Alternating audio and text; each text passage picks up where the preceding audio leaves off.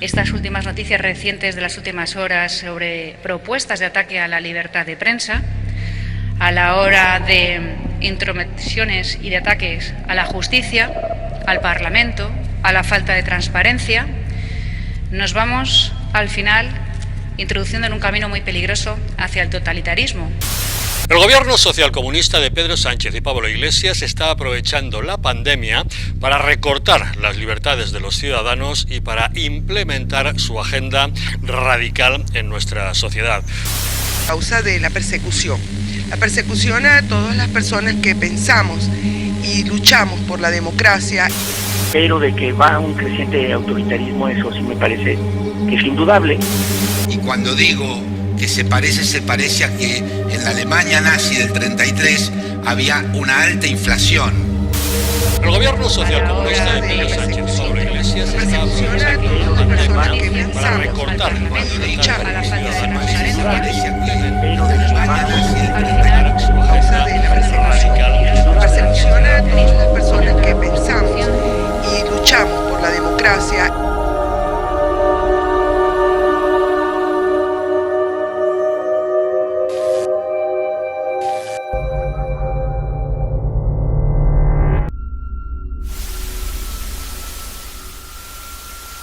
Sinopsis. 1984, de George Orwell, es una novela de distopía, cuya trama ocurre en Oceanía, un país dominado por un gobierno totalitario, que mantiene en constante vigilancia a sus ciudadanos e incluso insiste en espiar sus pensamientos para mantener el orden. Winston Smith se descubre a sí mismo rebelándose contra un gobierno totalitario que controla cada uno de los movimientos de sus ciudadanos y en su ansia de evadir la omnipresente vigilancia del Gran Hermano, que llega inclusive a todas las casas, encuentra el amor de una joven rebelde llamada Julia, también desengañada del sistema político. Ambos encarnan así una resistencia de dos contra una sociedad que se vigila a sí misma. Juntos, Winston y Julia creen afiliarse a la Hermandad, un supuesto grupo de resistencia dirigido por Emmanuel Goldstein, y conscientes de las terribles consecuencias que puede acarrear la disidencia, continúan con su plan saboteador, sintiéndose respaldados por su contacto y prueba de la existencia de la Hermandad, el camarada O'Brien. Paulatinamente, sin embargo, nuestro protagonista va comprendiendo que nada es lo que parece y que la rebelión al cabo quizás sea un objetivo inalcanzable. Mediante el presente trabajo se irán representando a través de ejemplos encontrados en el desarrollo de la historia contada por el autor distintos conceptos que hacen a la materia que nos compete. Es el objeto que el lector logre reconocer y comprender cada tema conversado a lo largo de la cursada, en las distintas escenas que compartiremos más adelante, con el fin de empezar a aplicar un análisis desde la mirada de un psicólogo social, y no solo interpretar esta lectura desde la comprensión neta del contenido del texto y su trasfondo político. La novela refleja una crítica a todas las dictaduras. Recordemos que el escritor se inspiró en gran parte bajo la influencia de una época marcada por este tipo de regímenes. La Alemania nazi, dictadura de Hitler de 1935 a 1945. La dictadura fascista de Franco en España de 1936 a 1975. Stalin en Rusia de 1922 a 1952. Mussolini en Italia de 1922 a 1943, entre otras. Qué terrible sería el mundo si el poder cae en manos nuevamente dispuestas a coartar los derechos individuales y a manipular su percepción de la realidad. Hasta el punto de que, aún padeciendo una horrible represión, la gente crea estar en posesión del mayor grado de libertad. Y lamentablemente, en algunos lugares del mundo aún sucede en microgrupos fundamentalistas religiosos, por ejemplo, y de otras índoles. Sin ir más lejos, esta obra nos hizo investigar que los recuerdos falsos colectivos existen. Por ejemplo, las protestas en Tiananmen en 1989 hubo una campaña gubernamental en China para cambiar la percepción social de lo que estaba ocurriendo y logró su objetivo, cambiar los recuerdos sobre quiénes eran las víctimas y quiénes los agresores. Asimismo ocurrió cuando se trató de cambiar el número de víctimas del Holocausto o incluso pasarlo como si nunca hubiera existido de la manera en que sucedió.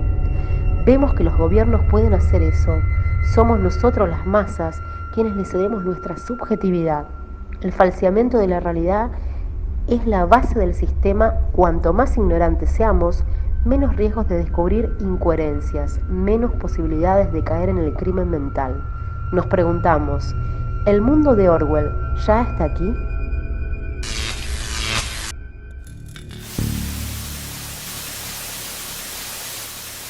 Roles y dinámica de grupos. Siempre siguiendo la línea del estudio realizado por Pichon-Rivière, quien en cuanto a la definición de rol explicó que es un modelo organizado de conducta relativo a una cierta posición del individuo en una red de interacciones ligada a expectativas propias y de los otros.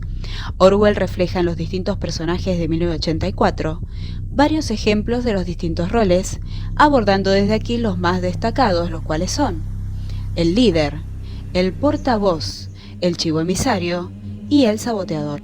Cabe mencionar que en un mismo personaje se puede identificar más de un rol en el desarrollo de la trama.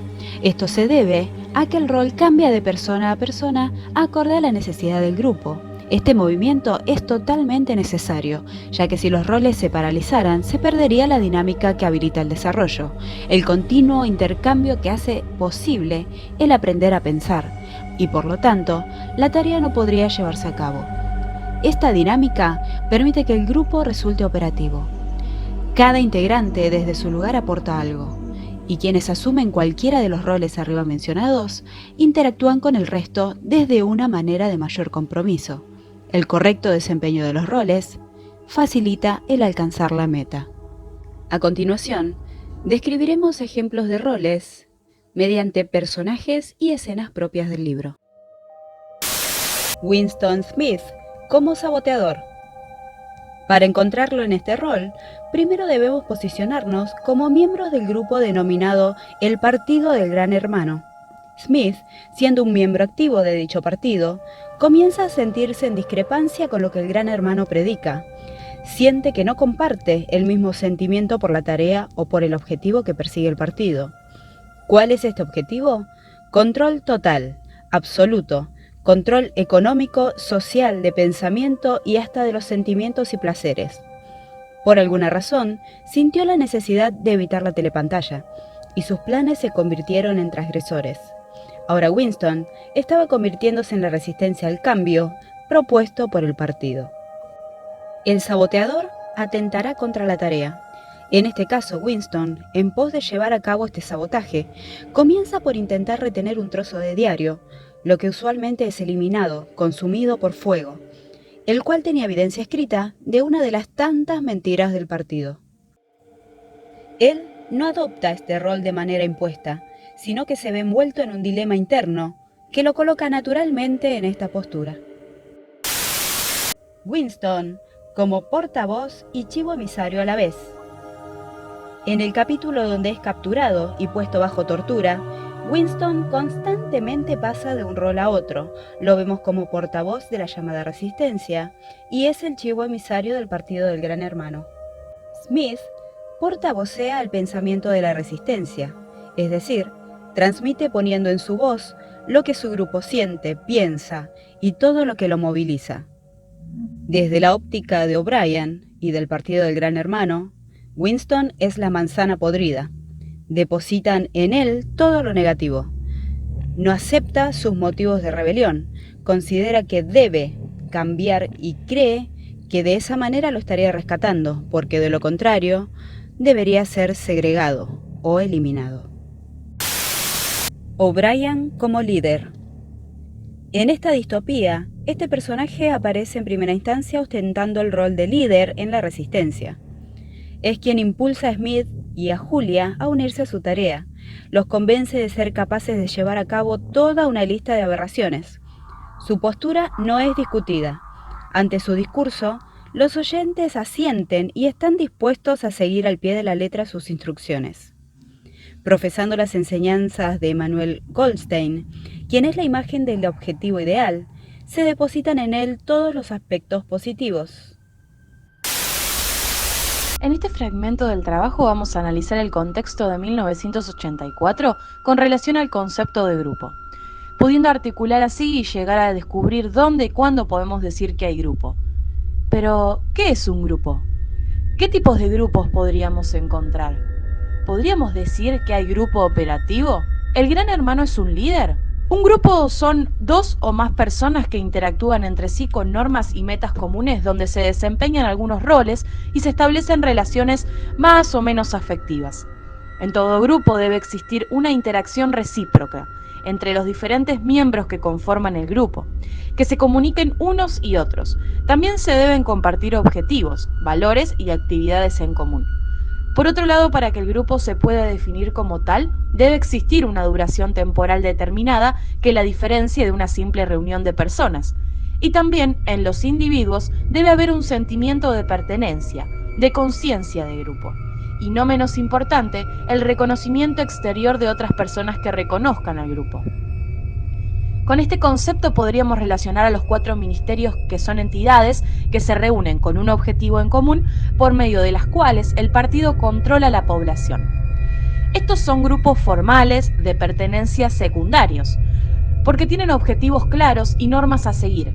Cada persona que forma parte de los distintos grupos se identifica con ellos.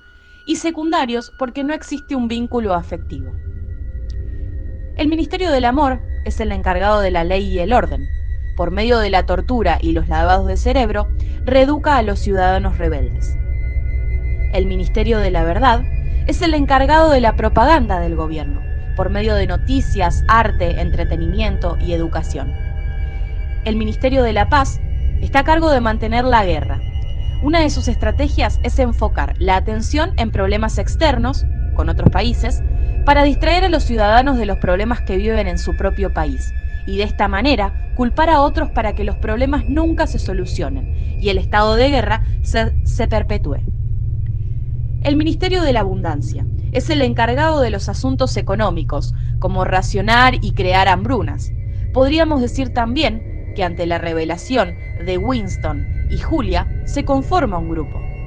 Sartre, que es un filósofo, escritor, decía que un grupo no es una estructura que se arma por completo, sino que es un acto, un proceso en marcha el cual se constituye como un intento de luchar contra una alineación y la serialidad, en este caso el partido.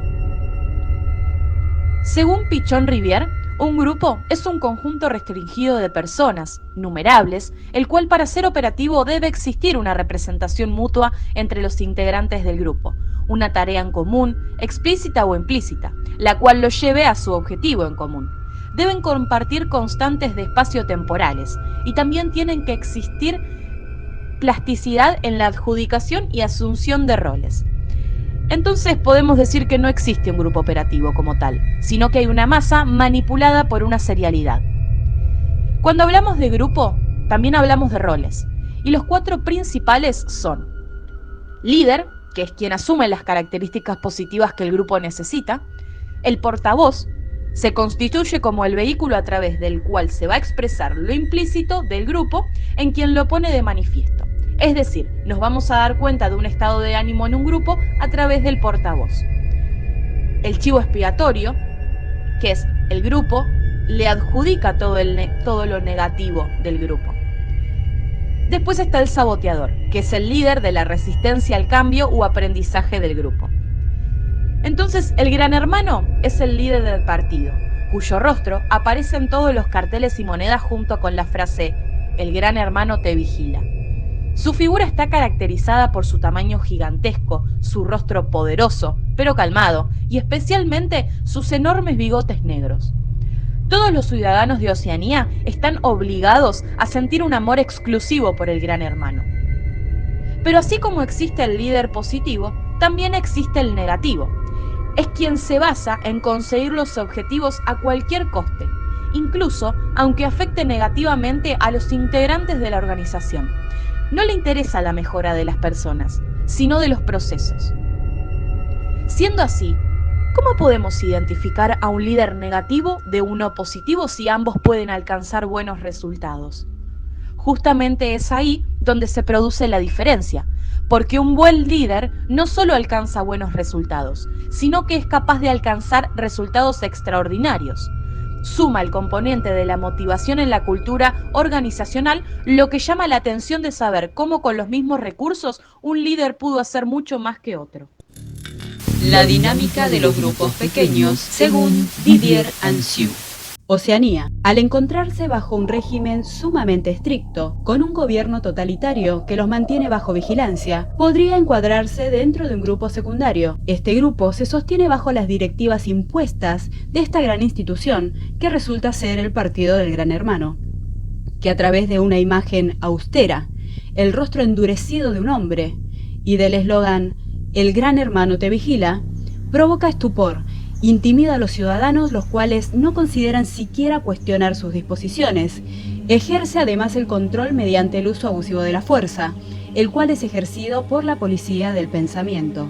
Sus miembros no se relacionan íntimamente, no sienten empatía, solo temor y desconfianza, ya que hasta un niño es peligroso, pudiendo denunciar cualquier cosa que crea que va en contra de lo que dispone y enseña el partido.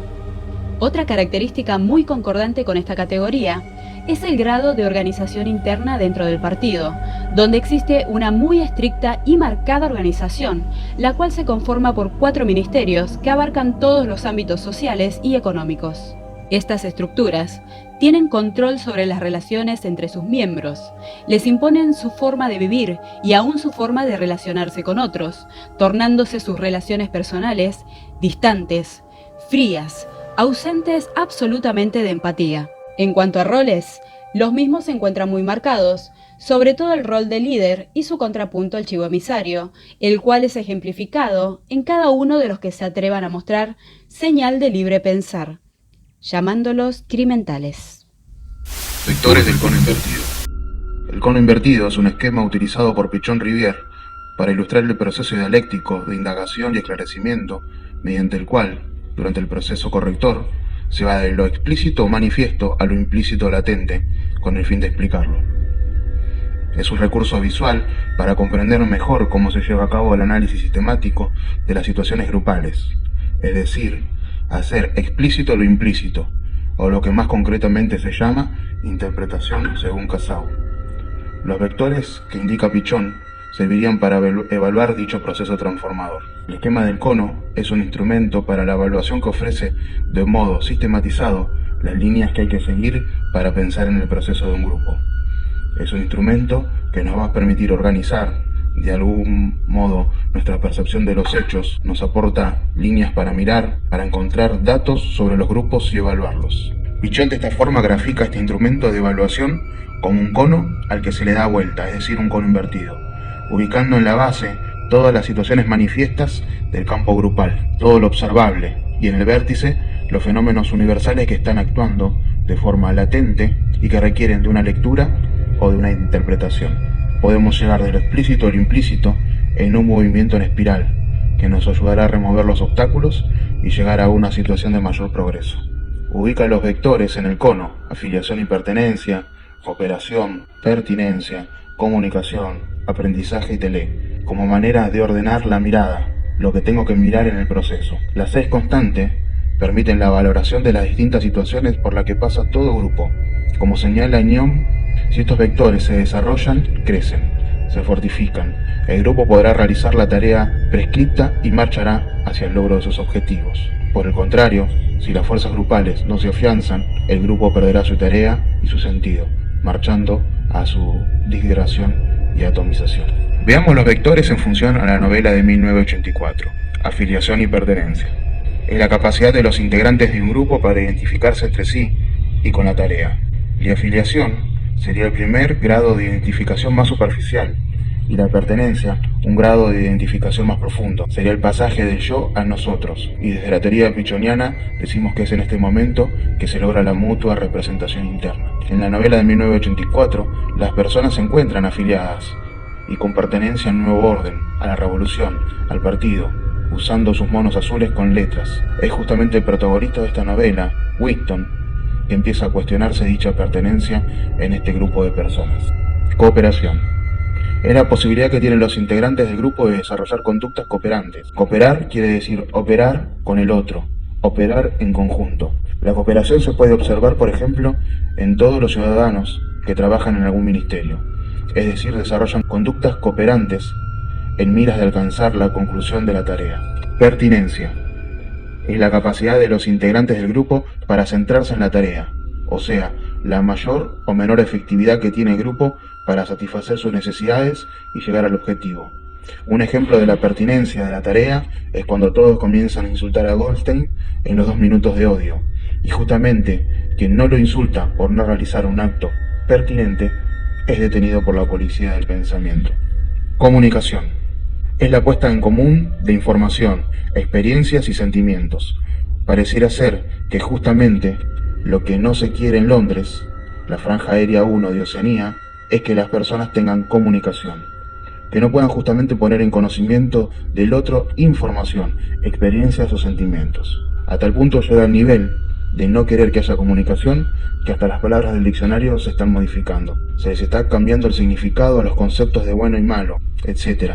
Se está elaborando un nuevo lenguaje, la neolengua. Es decir, solo se puede comunicar lo que el Gran Hermano permite, y lo que la policía del pensamiento entiende que no es delito.